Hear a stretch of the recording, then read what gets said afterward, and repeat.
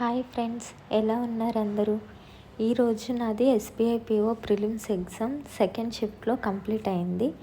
అలానే మీరు ఎంతమంది సెకండ్ షిఫ్ట్లో ఎగ్జామ్ రాశారో కింద కమెంట్ చేయండి. అలానే మీ number of attempts and difficulty level కూడా మీకు ఏమనిపించిందో కింద కమెంట్ చేసేయండి. నేను ఎన్ని అటెంప్ట్స్ చేశానో ఈ వీడియోలో మాట్లాడుకుందాం. అలానే నాకు గుర్తున్నంత వరకు క్వశ్చన్స్ ఏమొచ్చాయో కూడా డిస్కస్ చేద్దాం. ఇంకా లేట్ చేయకుండా స్టార్ట్ చేసేద్దాం.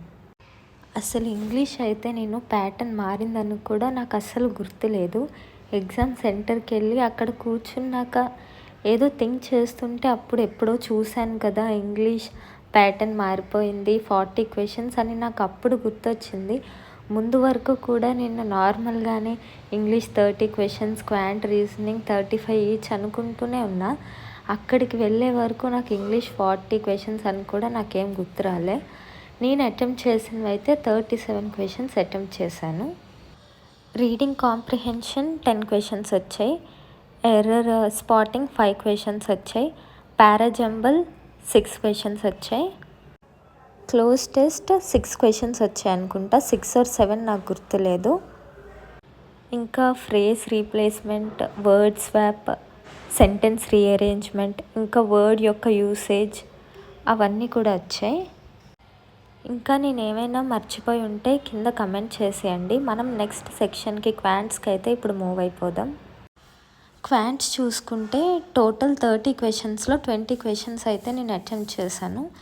చాలా తక్కువ అటెంప్ట్ చేశాను అనుకున్నా, కానీ రీజనింగ్ సెక్షన్ చూసాక క్వాంట్స్ బాగానే అటెంప్ట్ చేసా, బెటరే అనిపించింది నాకైతే మాత్రం. అయితే క్వాంట్స్లో అయితే అర్థమెటిక్ ప్రాబ్లమ్స్ ఒక 10 to 12 వచ్చాయి. ఇంకా క్వాంటిటీ 1 greater than 2 ఆ క్వశ్చన్స్ ఉంటాయి చూడండి, అవి ఒక 2 వచ్చాయి. రాంగ్ నెంబర్ సిరీస్ ఒక 3 క్వశ్చన్స్ వచ్చాయి. మొత్తం ఇవన్నీ కలిపి 15 to 17 క్వశ్చన్స్ వచ్చాయి. ఇంకా డిఐ చూసుకుంటే క్యాస్లెట్ డిఐ 3 క్వశ్చన్స్ ఇచ్చారు. అది నేను కనీసం క్వశ్చన్ కూడా చదవలేదు, నాకు అసలు టైం సరిపోలేదు. ఇంకా నెక్స్ట్ ఇంకో 2 డిఏస్ ఇచ్చారు, 5 క్వశ్చన్స్ ఈచ్. ఒకటేమో బార్ గ్రాఫ్ డిఏ వచ్చింది, ఇంకొకటేమో పై చార్ట్, ఒకటి పై ఇంకా టేబుల్ 2 మిక్స్డ్ ఒక డిఐ వచ్చింది. ఆ 2 అయితే నేను అటెంప్ట్ చేశాను. దట్ క్యాస్లెట్ 1 నేను అటెంప్ట్ చేయలేదు.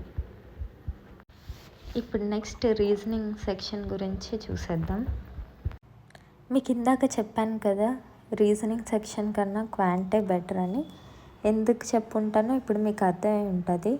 టోటల్ 30 క్వశ్చన్స్లో నేనైతే జస్ట్ 15 క్వశ్చన్స్ అటెంప్ట్ చేశాను.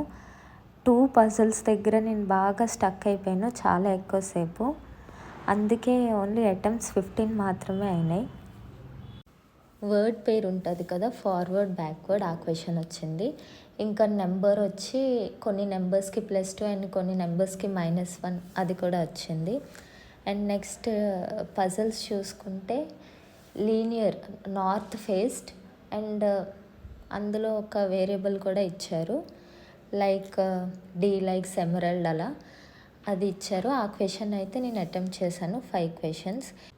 ఇంకా సర్క్యులర్ అరేంజ్మెంట్ క్వశ్చన్ కూడా ఇచ్చారు, 8 persons facing both inside and out side. అసలు నాకు ఆ క్వశ్చన్ చదివే టైం కూడా లేదు, జస్ట్ చూశాను. సర్క్యులర్ అరేంజ్మెంట్లో ఒక క్వశ్చన్ ఉందని చూశాను, both north and south directions అనగానే నాకున్న టైంకి అది అటెంప్ట్ చేయడం సరిపోదని స్కిప్ చేసేసాను. ఇంకొకటి డెసిగ్నేషన్ సంబంధించి క్వశ్చన్, 7 persons డిఫరెంట్ సిటీస్, అది కూడా నేను అటెంప్ట్ చేశాను. అది 5 క్వశ్చన్స్, అవి బాగానే అటెంప్ట్ చేశా, కానీ దానికి కూడా నాకు టైం ఎక్కువ పట్టేసింది.